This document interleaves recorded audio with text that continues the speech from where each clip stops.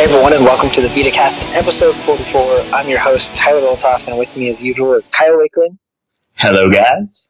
And it's been an interesting week. I've played some some old games, some new games. I've been all over the place.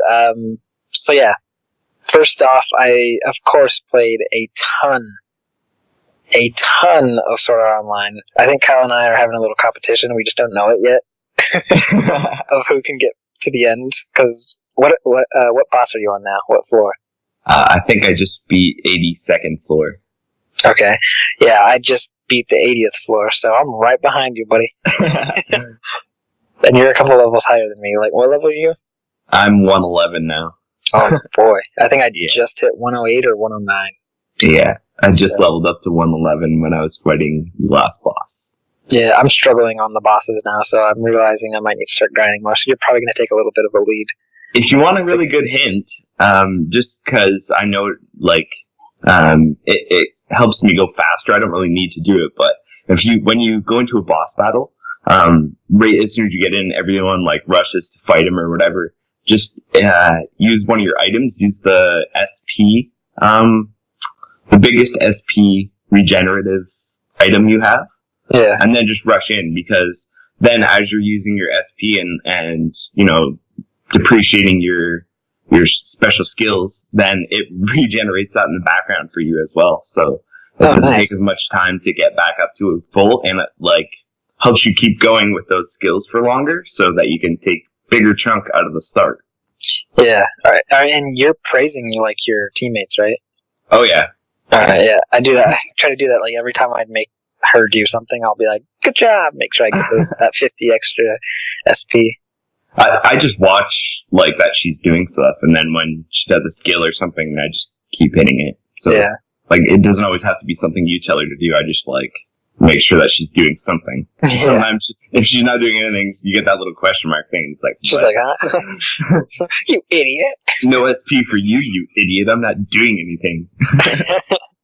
Yeah, I laugh when I see that question mark. It'd be funny though if they made them say something stupid like, "What did I do? What are you talking about? Who are you?" Are you praising me for being beautiful?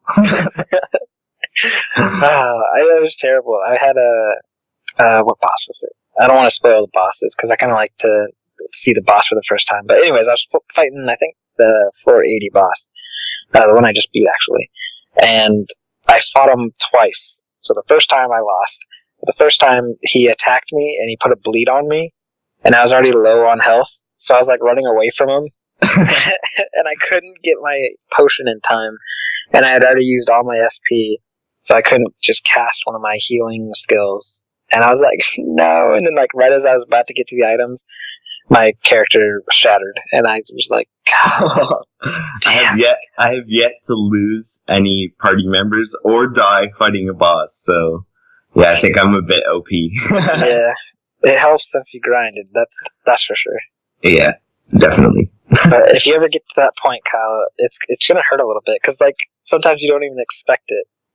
Well, there's a trophy for not letting any of your party members die, so that's what I'm going for this first round. Yeah, I'm doing the I definitely can't get those last hit bonuses. I got one so far, and all the rest were either Sinan or some dude named Brad.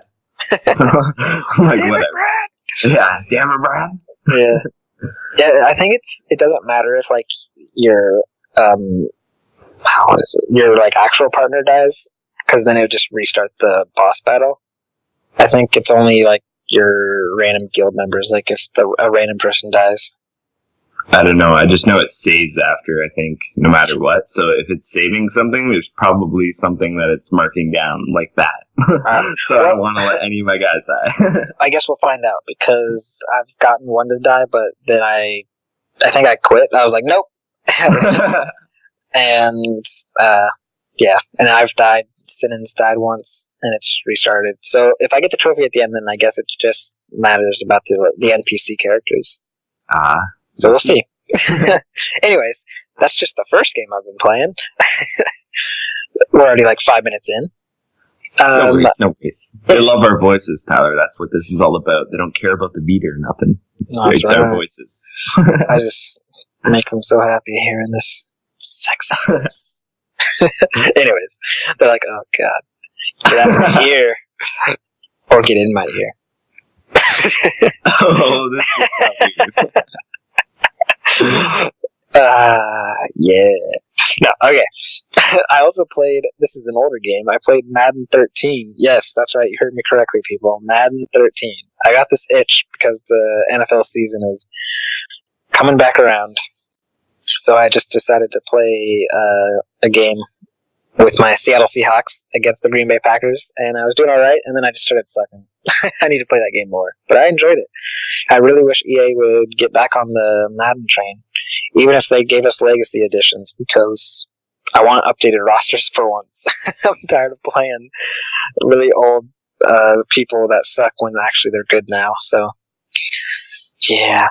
I also played a little bit of Soul Sacrifice. Game's always fun. Oh, Delta, of course. Played Killzone Mercenary in the lounge play, along with Hot Shots Golf and Soul Sacrifice. We played that in the lounge play. What else did I play? Oh, I just played today WRC 4. Finished a couple races, got a trophy, yeah. And I think that's about it. What about you, Kyle? Well, I've played quite a lot of the same things you played. So we did lounge play, and we played Soul Sacrifice Delta and Hot Shots Golf, and I think it was Killzone Mercenary.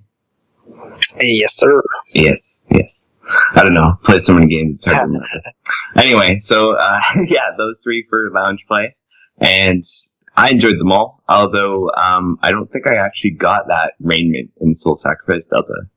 So, I don't know what the hell. Anyway. The Freedom Wars one? Yeah. Yeah, I don't know. Got it. Maybe we did something weird. Wait, we didn't talk to the guy yet. I think I talked to the guy, and he didn't give me nothing. Maybe talk to the one guy. Maybe. I don't know. I'll figure it out. The right guy. Got to play more Soul Sacrifice Delta anyway. That's what that reminded me of. And, so yeah, we played that. We played, Hot Shots Golf. We all jumped in on the Toro and Kuro characters, so it was Catfest. And it was pretty fun. Tyler beat me again, but only by a small margin, and I don't think that's going to happen this week, so you're going to want to see what's going on this week. I'm taking off the chains, and challenge accepted. There you go. So this week's one will be pretty interesting. And Killzone Mercenary, of course. It's always fun to play Killzone Mercenary, so can't harp on that too much. Also played Sword Art Online. As I said, I just beat, I believe it's the 82nd floor boss, and just powering through. Doing it like Kirito and OPing it. So yeah, hopefully my review on that will be done soon. I'm looking to get this one well over and have a little bit of a break before I have to put out my SENRAN KAGURA review. So yeah. Busy.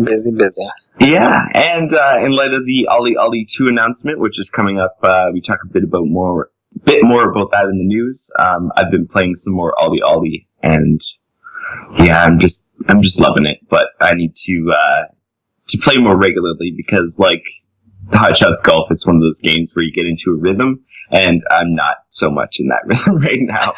So a lot of bails, a lot of swearing at the game, but still love it. Yeah, I need to play some more of that as well. It's a fun game. Yeah, I like that it's one of those things that I'm just like doing other stuff like writing news or whatever, and I can, just pop in for a couple, stress relieving levels or maybe stress gaining, depending on how I end up playing, but it's just something quick I can do in between other stuff, so that's what I use it a lot for. Nice. And that's all you've been playing? Yeah, pretty much. Not bad. Busy. Indeed. Alright, well, let's go on to the reviews for this week. What do we review this week, Kyle? Alright, well, Paul put out his review of Frozen Synapse Prime, and he gave it a 4 out of 5. So if you want to check out that review, it's now on the site. And since Tyler played it and I have not, he's going to tell you a little bit about it, I guess. So yeah, Frozen Synapse Prime, for those that don't know, is a strategy. I guess RPG style game, but not really RPG. I don't see the RPG elements, but it's a strategy game. It's very challenging. You set your guys out, and it's like a turn-based. You pick your route, you tell them like what they need to do, and you go kill the other team. And like I said, it's very challenging. So the first thing I notice is that it's a little overwhelming at first. So you got to really understand what each command does. You got to understand how long it takes for these people to move to different locations and then set up a post or guard something or hide or whatever you want them to do. And I've only played probably 2 hours, 3 hours. I played a little bit of multiplayer with Paul as well, but that's completely different because obviously that's another person, whereas the campaign and whatnot is more preset locations that the enemies go in. But anyways, I'm finding the campaign actually to be much harder than fighting Paul. No offense to Paul. but yeah, I'm really enjoying it. I would recommend giving it a shot. I don't know if there's a demo. Do you know if there's a demo, Kyle? I don't know. I don't think probably not if I don't remember. Yeah, I don't think there was a demo, but if you're really into strategy games, I'd definitely give it a shot because it's well built, it looks really good, and it really challenges you to be strategic, and that's what a strategy game's all about. So go give it a shot. I need to play more of it, that's for sure. All right, so there you go. And if you're interested in the review, it's up on the site. And Tyler, do you have a video up on your channel? I do not, which I really need to do. So when Tyler gets to it, he'll have a video up on his channel of what the game looks like if you're interested in looks. So there you go. So yeah, I'll do that. All right, so let's head on over to the new releases with Paul, and hopefully Paul doesn't have a girly accent this week because he was sounding a little sick last week, right, Kyle? Yeah, he was sick. So anyways, take it away with those new releases, Paul. Hello, this is Billy, and the PlayStation Network releases for this week are Futuridium EP Deluxe in both North America and Europe, Natural Doctrine, available in North America now and in Europe on Friday, and Invisimus The Alliance in North America. Okay guys, bye. Alright, thanks Paul for giving us our new releases for this week. Kyle, are you going to pick up any of these new releases? No. I'm actually not planning on getting any of that. Futuridium is, well, I understand it, and it looks like a good game for what it is. It's not my style. Invisimals is definitely not my style, and I think it would bore me to hell. And Natural Doctrine, again, I think might be a little slow for me. So yeah. Yeah, I actually just got a review copy of Futuridium, so I'll definitely be giving that one a shot, probably posting a video up on my channel. But if I didn't get a review copy, I probably wouldn't have picked it up. It looks cool, but we'll see. Maybe I'll love it and be like, wow, I'm really glad I got a review copy. But the next game Tyler bugged me to buy in 3, 2, 1. Anyways, Invisimals, The Alliance, there's a demo, and I tried it, and that game is definitely meant for kids. So if you have children, it could be quite good. It's a little too for children-ish for me. It kind of has that cheesy acting, and like they actually use real people for the acting, like cutscenes, and it's just way too much for children. Like the guy like introduces you and like is talking to you about these Invisimals and like this new technology that the PlayStation Vita has, and we've got British accents, and you're gonna get here and capture these Invisimals. And I'm like, okay, here I go. I don't know. You should check it out, though. There is a demo, and it's pretty long. I've probably played maybe an hour and a half, I think. And I still haven't got to the end of the demo yet. But it's definitely not a game I'm going to pick up. If I had a kid, then maybe I'd do it, but I don't. So I'm not interested in it. As for Natural Doctrine, that game I played at PAX Prime.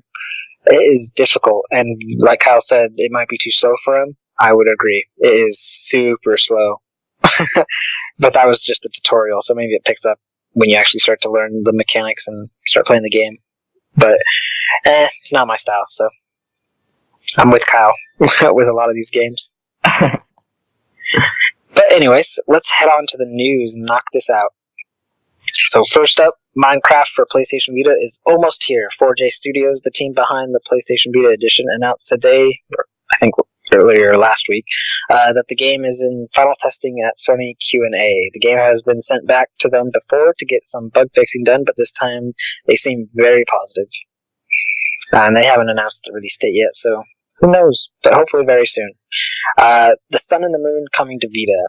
Creator Daniel Linsen has announced that he is bringing his acclaimed platformer, The Sun and the Moon, to PlayStation Vita, a game which started its life as a Ludum Dare Game Jam entry. The Sun and the Moon has not only gone on to win that very Game Jam, but has also gained enough momentum to be pushed to PC, Steam, and PlayStation Vita as official releases. The gameplay of this platformer involves diving into and through the platforms that lead the way through the levels, with gravity flipping depending on which side of the platform you're on. Using the gravitational potential, you can weave your way through the levels, the pull of the gravity as you flip back and forth, accelerating you to the 3 orbs scattered across each of them. Once those are collected, it's off to the wormhole, which will end the level and take you to yet another location. This task naturally gets harder as you advance through the 150 plus levels included in the game. However, you shouldn't fear getting stuck, as a non-linear progression system means you'll always have a few choices for advancing. Check the trailer on the site. The Sun and the Moon is set to release on PlayStation Vita early next year. Next up, Shu is heading to the PlayStation Vita next year.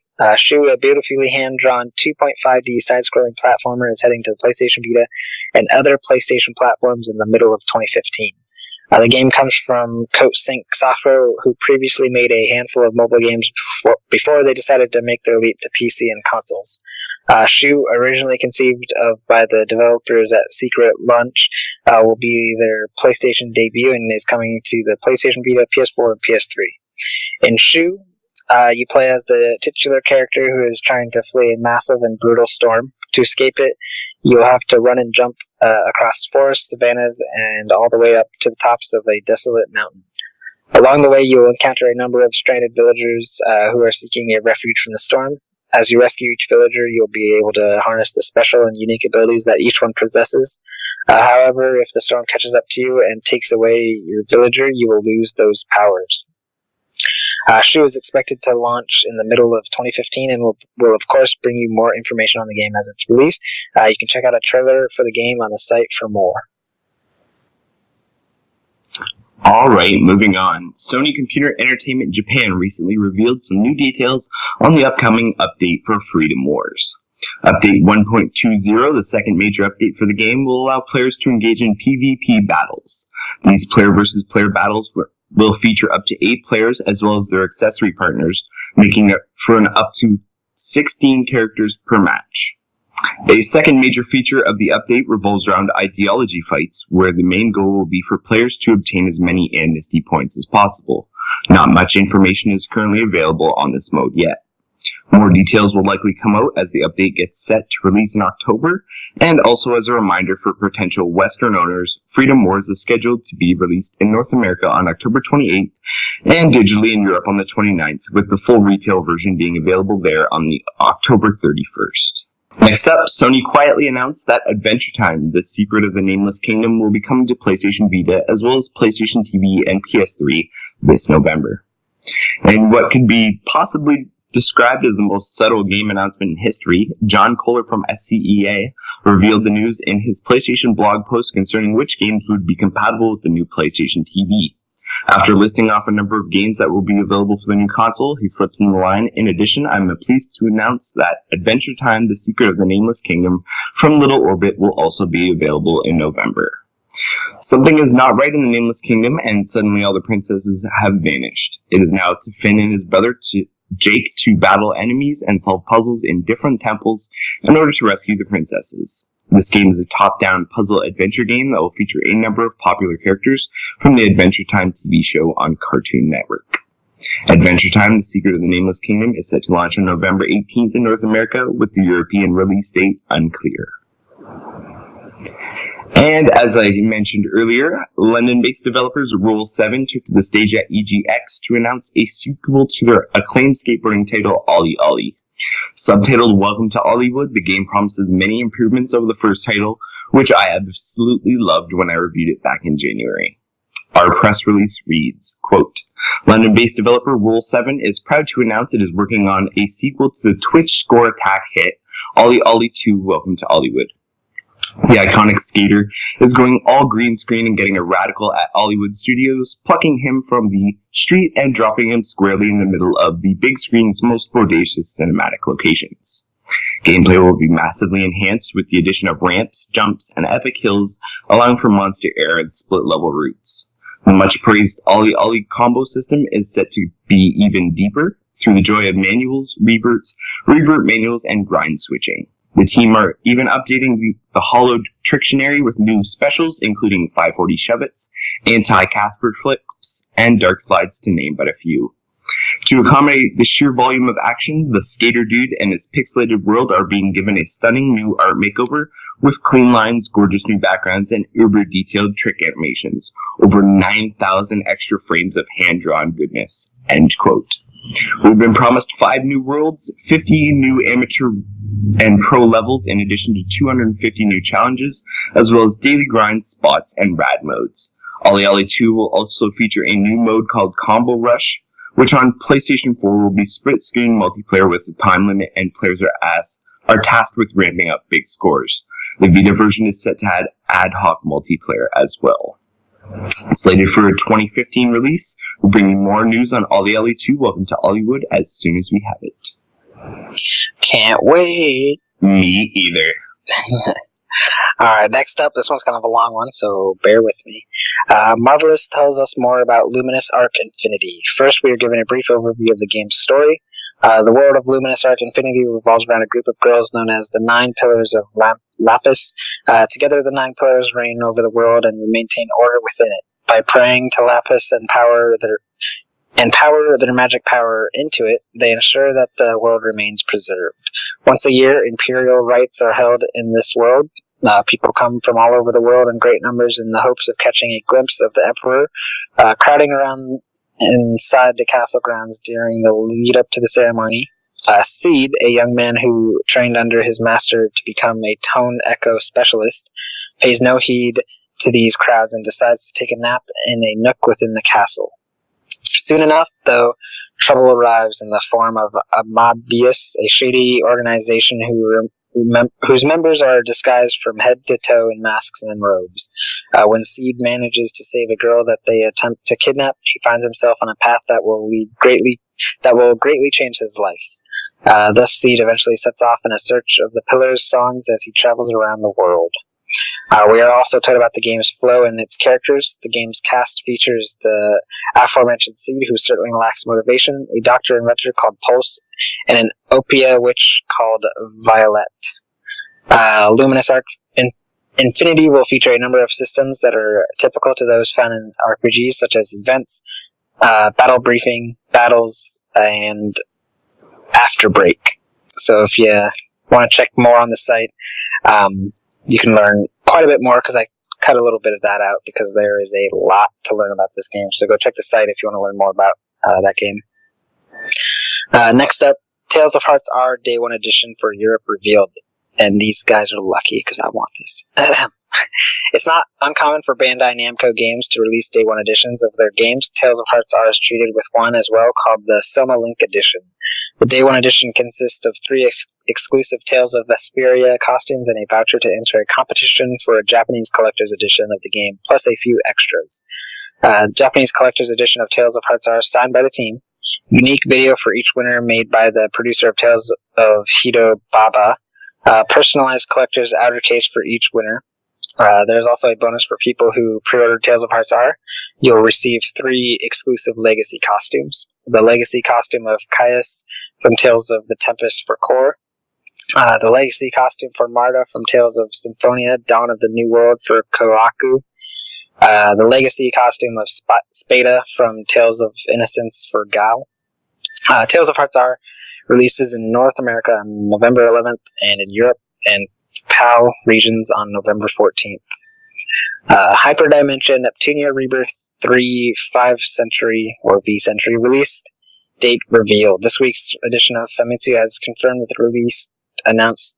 The recently announced Hyperdimension Rebirth 3 will release in Japan on December 18th. Coming to the PlayStation Vita courtesy of Stella, who also worked on the two previous titles. Hyperdimension Neptunia Rebirth 3 is a remake of Hyperdimension Neptunia Victory, which launched on the PS3 back in 2012. Hyperdimension Neptunia Rebirth 3 will be available in both a standard edition at a cost of 6,264 yen and a limited edition costing 8,424 yen. Alrighty. Next up, Canadian-based indie developer KitFox Games has taken to the US PlayStation blog to discuss their successful Kickstarter project that will bring their myth-weaving RPG to Vita and PlayStation 4. After an initial goal of 45,000 Canadian dollars was reached, the project went on to achieve various stretch goals with ease and closed with a total of $178,986 raised and over 6,000 backers. The PSVita stretch goal was set to 120,000, which was easily smashed, and we still have a while to wait for the finished product, however, with the release window being placed at late 2015. So what exactly is Moon Hunters? Well, it's a 1 to 4 player RPG you can play alone or with friends as you search for the moon, which has mysteriously disappeared. Okay, that's a unique idea. The game is set in a fantastical ancient world called Mesopotamia, and the plot sees you fighting an array of monsters and trying to discover what is going on with the mysterious cult of the evil sun. Tanya Short, creative director of KitFox Games, has admitted via the PlayStation blog that a standard playthrough of the campaign will take anywhere between 1 and 3 hours. But what should keep you coming back is the randomly generated worlds. This random generation means you will need to attempt a number of playthroughs to unlock all the different classes, tribes, and biomes. You can find more about Moon Hunters by visiting their Kickstarter page. There's a link to that available on our site.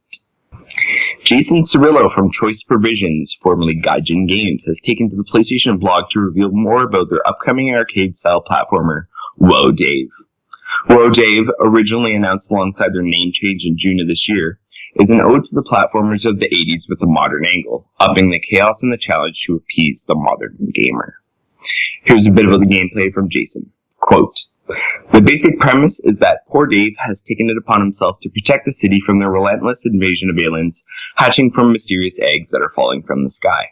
The only things in his arsenal against these creatures are the eggs themselves, as well as some menacing-looking glowing skulls and the occasional whoa block.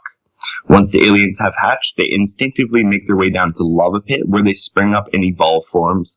Often they're evolved to their final form as tenacious eye-bats. One thing the keen observer might notice is that there are no traditional levels and bosses like you might be used to seeing in platform games. Whoa Dave has a sneaky progression system wherein the difficulty ramps up and the platforms change slowly over time, and in a more organic fashion. New enemies will be introduced as you begin to master the game, and these enemies will change things up in totally unexpected ways.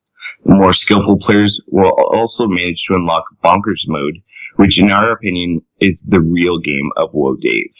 End quote.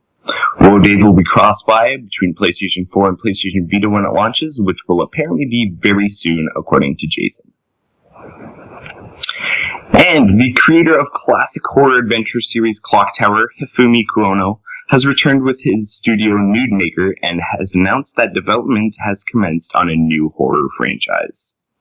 Titled Project Scissors and said to be the spiritual successor to Clock Tower, the game takes place in a luxury cruise liner in the middle of the ocean. As the ship charters its course across the ocean, a series of gruesome and mysterious murders take place. With these unexplainable deaths happening to members on board the ship, including the crew, the ship is soon adrift at sea. You will play a passenger who is trapped on the ship and will be tasked with solving the mystery behind the deaths and ensuring that both you and the innocent passengers survive. Project Scissors is still being worked on by well-known Japanese talents such as Masahiro Ito, a prop designer who designed the creatures in Silent Hill, and Takashi Shimizu, known for directing films such as The Grudge and the Ju-On series, who is the game's creative producer.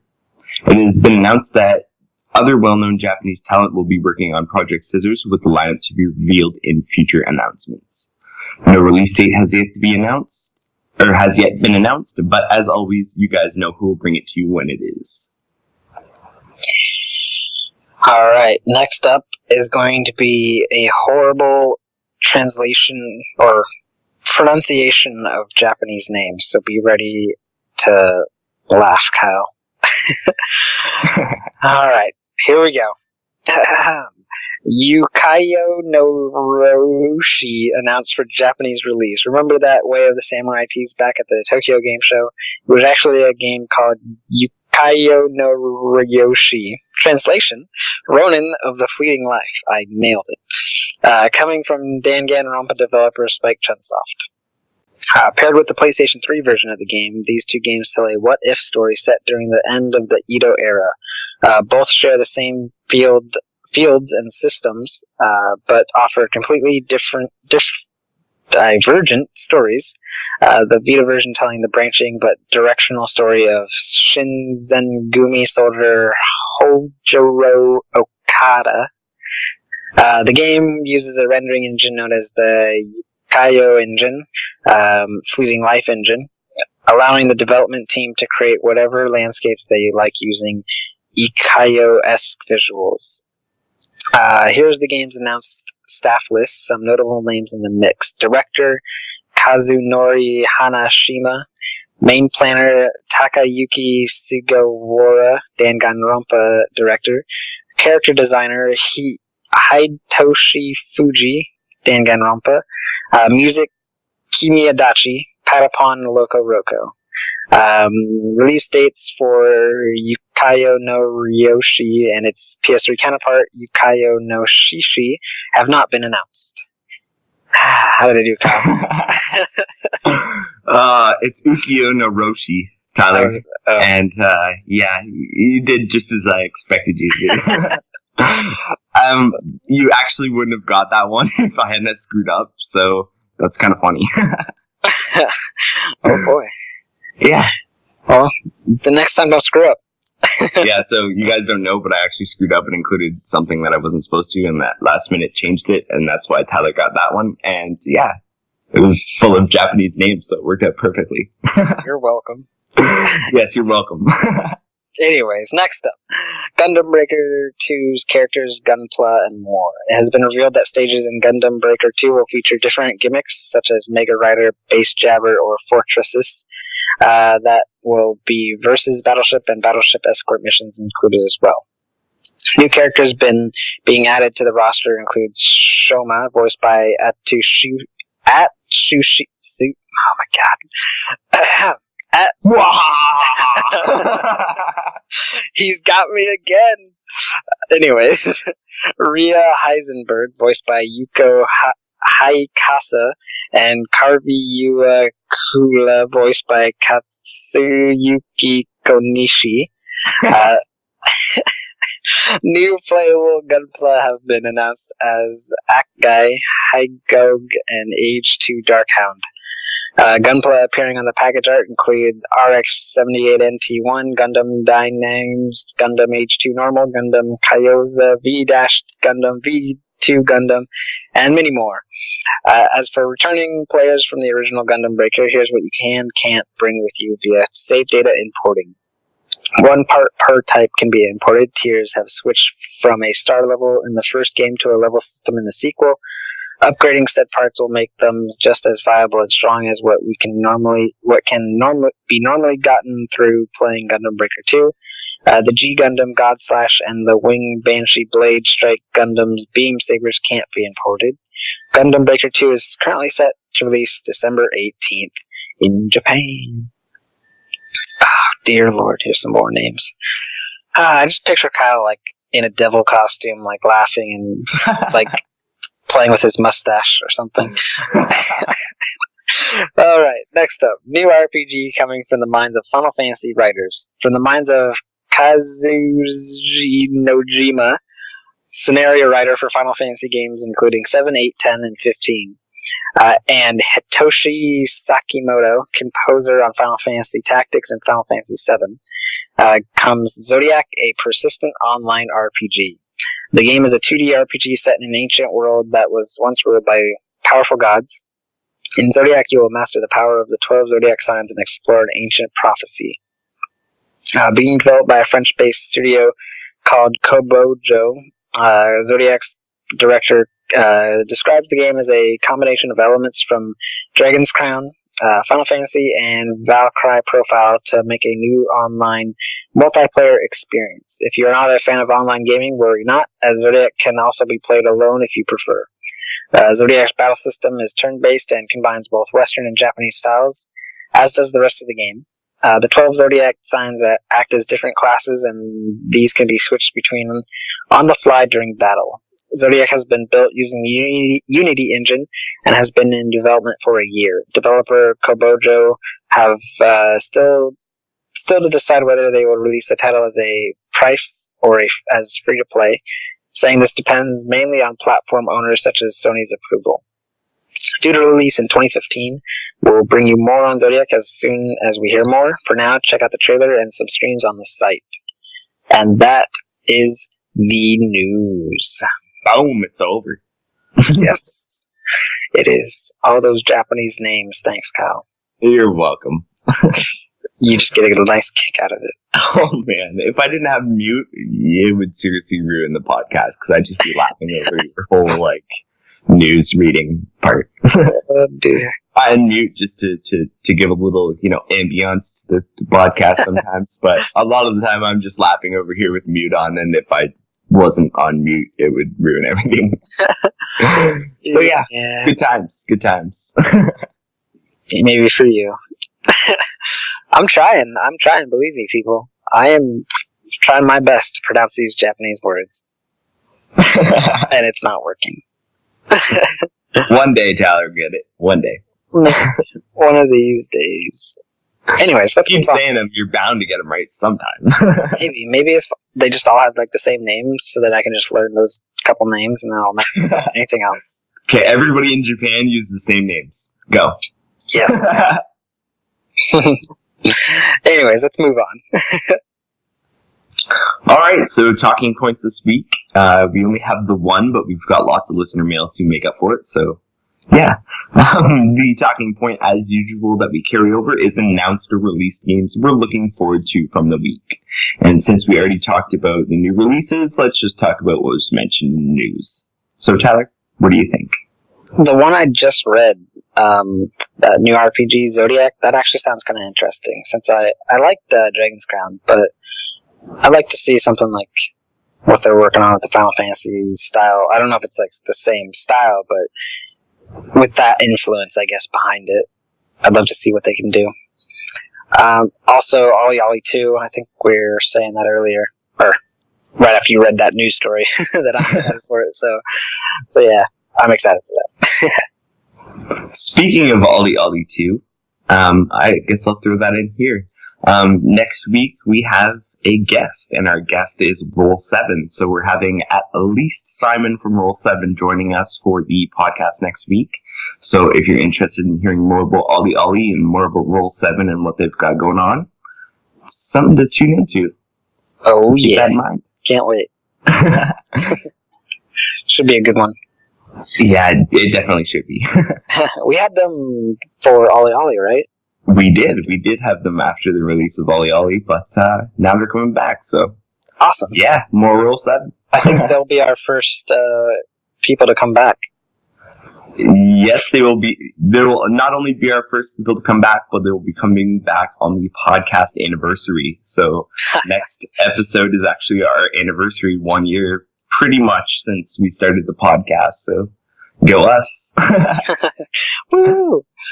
So yeah, if you have any questions before we get to the listener mail, to ask us about our 1 year about our 1 year, and of course, Roll 7, wanting to know about their game, definitely send us some questions about it so we can ask them and whatnot.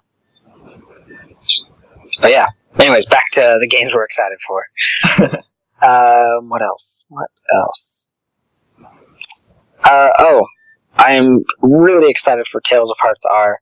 I'm jealous that Europe is getting that special edition. Namco, bring it over here. Because I will get it.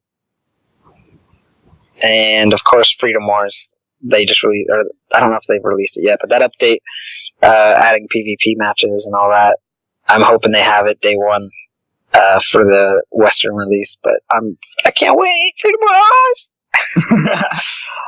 I don't know if I'll have it with day one, but I'm thinking it'll probably be shortly behind like the Sword Art Online update was. So alright. They gotta leave some stuff, throw in afterwards, so it looks like they're supporting it. That's true. I'm hoping Freedom Wars has a lot of DLC support like Soul Sacrifice does. Me too. That'd be so awesome. Free or paid. If it's paid, I'll probably buy it. Yes. I don't even care, unless it's like something stupid, like a $5 costume. I'd be like, seriously? Come on. Yeah, I don't buy costumes much. If those are free, I'll get those. But yeah. if you want to throw in some worthwhile DLC, I'll spend the cash. What else? Of course, Minecraft. I don't need to go into that. I'm excited for Minecraft. You already know. Moon Hunters, actually, I backed that game like towards the last minute of its Kickstarter. I was like, you know what? Why not? I'm really hoping that they add the online support for the Vita version, because right now the Vita version is single player only. But they haven't got their development kits yet for the Vita, so they don't want to promise multiplayer and then be like, this is too difficult. Since they're a really, really, really small studio. I think there are only 4 people there, so, if they can get online multiplayer, that's awesome. But, I gave them some of my money, my US money for them Canadians.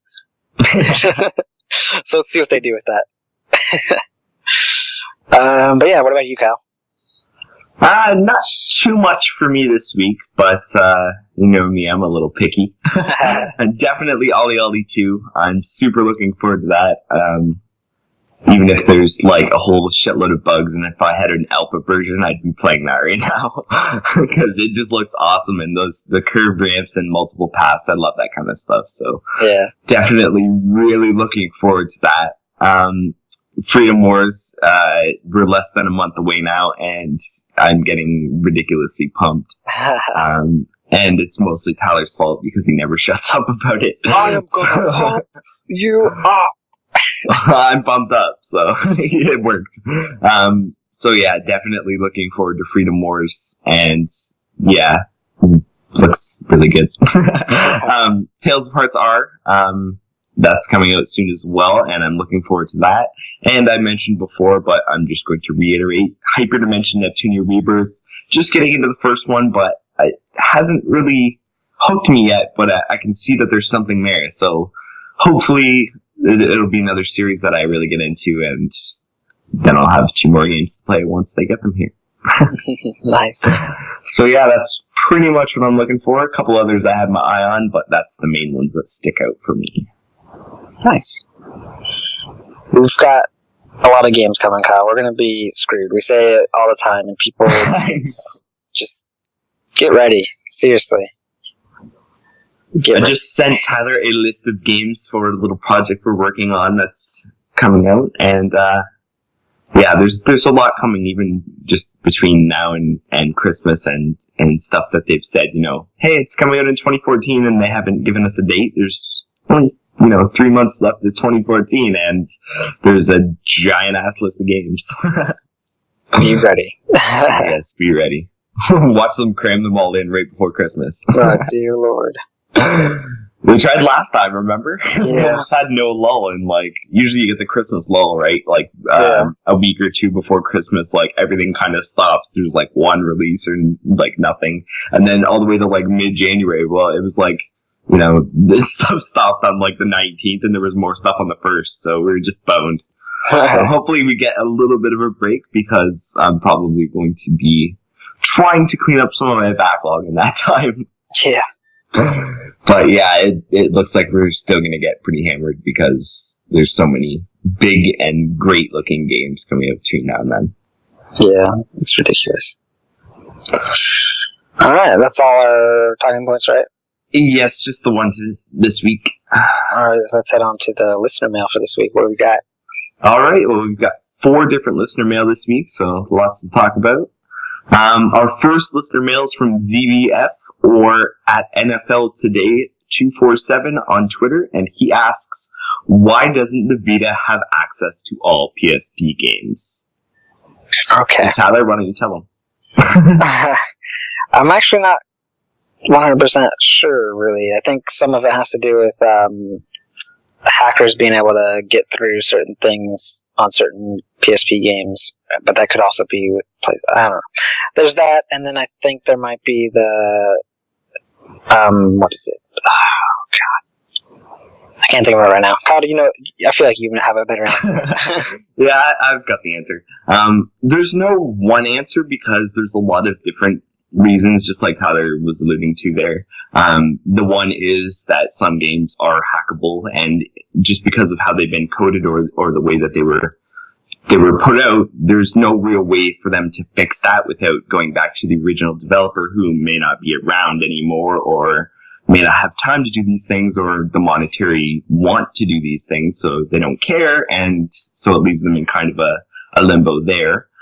There's also the reason that things must be licensed. So even though games are out there licensed to, certain systems or certain avenues of being sold in certain ways, and that's why, games come out in Japan, and then even though there might be like an English translation over there, we don't necessarily get the game. So that's licensing, and that happens a lot with anime games, stuff like that, as well as even big franchises, as people are pretty sure that's why Activision doesn't have Crash Bandicoot on North American Vitas, even though Europe has it.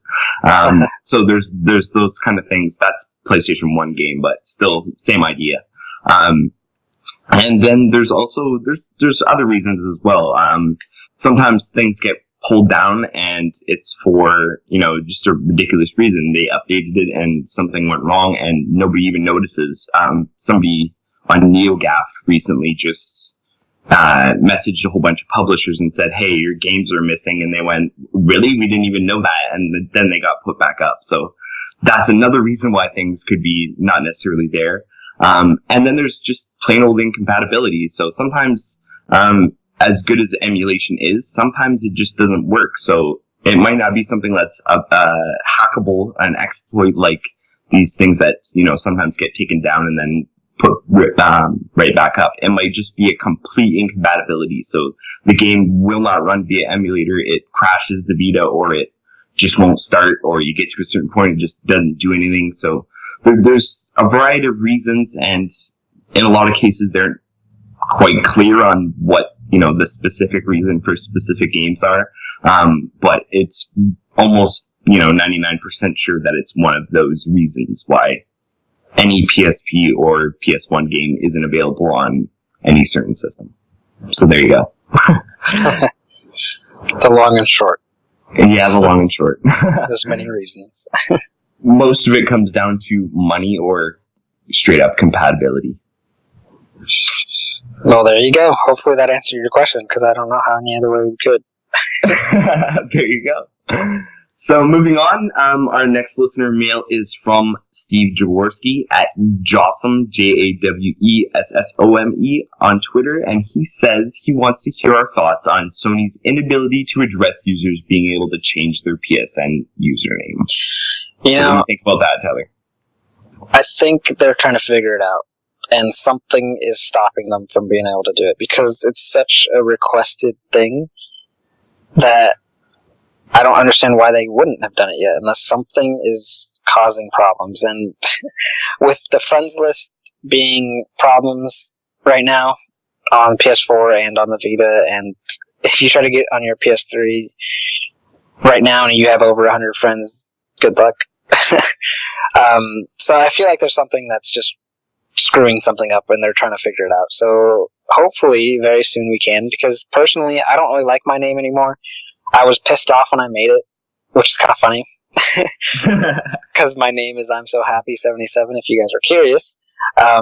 But I was getting irritated because everything was taken, and I was just like, I'm So Happy 77. I hit enter, and I was like, all right. And then I was like, wait a minute, I can't back out? No! So then that was my name. And yeah, I mean, I could have just made a new email and started a new account, but I was lazy. and I just got my Vita, and I was really excited. So yeah, I think they'll do it hopefully soon if they can figure out what's stopping them, because I feel like they're working on it. All right, so I guess it's my time to chime in. My thought is it's not necessarily like Tyler's, because, well, I think it's definitely something that a lot of people have been vocal about that they want. I haven't really seen any indication that they've been doing anything about this. I mean, I've seen responses and, we're looking into this and blah, blah, blah, but really, like, how long have people been saying we want to change our PSN username? Probably since the PlayStation 3 came out and, the PSN came up and was an entity. So that's how many years, and here we are, and we still can't, you would think that in all those times, whether it was, when the PlayStation 4 came out and they had to do all this other work and they thought, hey, this thing needs, fixing. Why don't we redesign that? Well, we're redesigning all this other stuff, but no, they didn't. So I really think that, if they were going to do it, it would have been done already, unless, as you said, there's some sort of technical reason, although I can't really see what that would be just based on how they're doing it. I don't know. So yeah, I'm just really not sure what they're thinking about that, but that goes to say with a lot of things that Sony are doing, doesn't really make sense. So, or they don't do things that make sense. They just kind of ignore them. So I'm really not sure what the hell's up. And, it's definitely one of those things that we need to get together as a community and say, hey, give us a freaking answer about, cause yeah, we have no idea, and it's been a long time.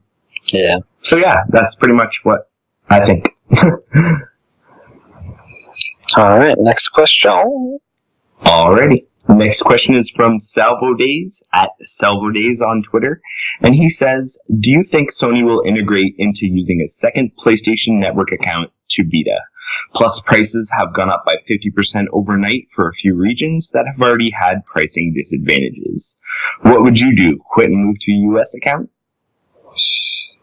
Wait a minute. I'm confused. Is he asking a what-if question?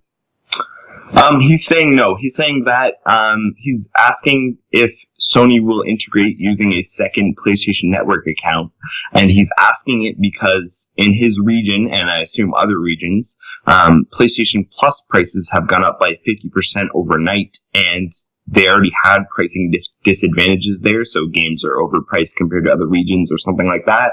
And then he's asking if you don't think that Sony will, if they're not going to integrate a second account, should he move to a US account? Interesting. I guess that really depends on your situation. If you have a big backlog and you really consider those games important to you, you're going to lose them all if you make a new account, obviously. There's no way... Unless they're physical. Yes, unless they're physical. There's no way your Plus stuff or digital stuff will transfer over to a new account. So, I mean,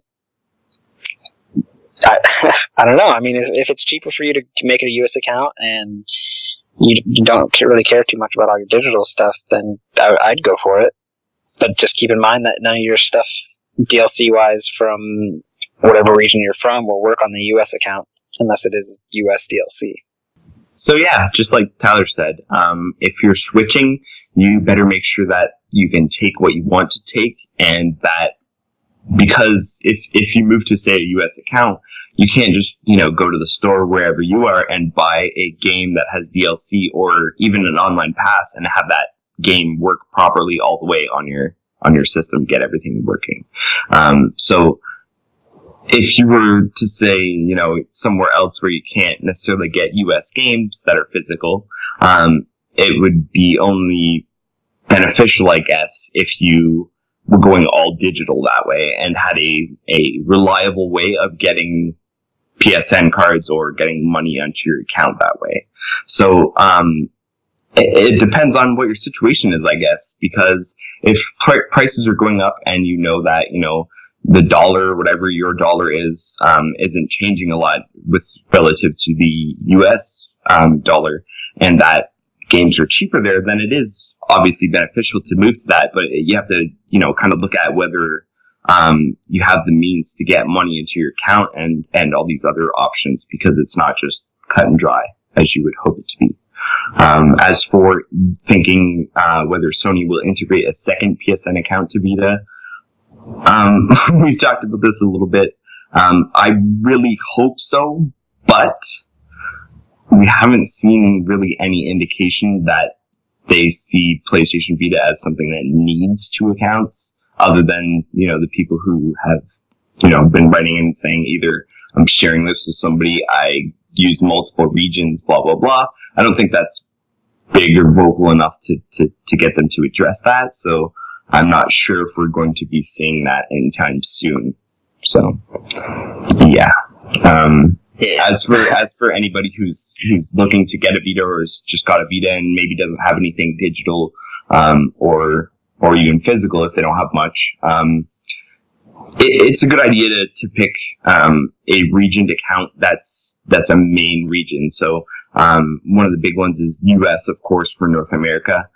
For Europe, either the UK, although they do sometimes get releases a slight bit later, although it would be also beneficial to pick somewhere else major in the US or in the EU that handles English. So English as a first language, or releases their games in English, if that's your first language, because a lot of the time different areas of Europe or different areas of North America, Canada, and US get different games, even though their stores are really tied in closely, just due to licensing or the rating system in different regions. They don't always get stuff. So that's another thing when you're getting a system, or if you're changing accounts or whatever, you might want to look into as well, because different places get different items, and you want to go for a major location to make sure that you get the maximum amount of games. All right, thanks for that question. I'm pretty sure that sums it all up for you, hopefully. Yeah, let's move on to the next question. What do we got? All right, so this is our last question, and it's from Dalo R. Lance, and that's at Dalo R on Twitter. And he says, what do you think is the best looking 2D game on the Vita? What pops out in my mind right away would be the Rayman games. I think those look really good on the Vita. What about you? Yeah, I'm actually going to have to agree. I think Rayman, even though it's 2D, 3D kind of mixed because of the plane system, yeah, it's definitely the best 2D-esque game on the Vita for looks. Not really anything even comes close to it. It's just it's very crisp, and it's really nice to look at, especially on the OLED models. I don't think I've seen it on a 2000, but it looks really nice on an OLED. Well, there you go. What about you, Dollar? What do you think? Yeah, so you guys don't be afraid to send us, your answers to past questions that we've had, the past week's questions, or when you're asking questions, if you've got, an opinion, you can send that along as well. We aren't afraid to read your opinion as well, unless it's like, I hate the Vita, screw the Vita, blah, blah, blah, because we don't need any more friggin' negativity. Well, all right, there's all our questions for this week. Hopefully we answered all of them to your satisfaction. If you want to send us questions, don't forget we're all on Twitter, and you can also send us an email at podcast@thevitalounge.net. But now, let's go to check this out. And it's me! So, the game that I am going to tell you to check out, which I need to play more, check out myself, is Conception 2, Children of the Seven Stars. I think that's what it is. I know it's Conception 2, but it's a very weird game conceptually. See what I did there? No.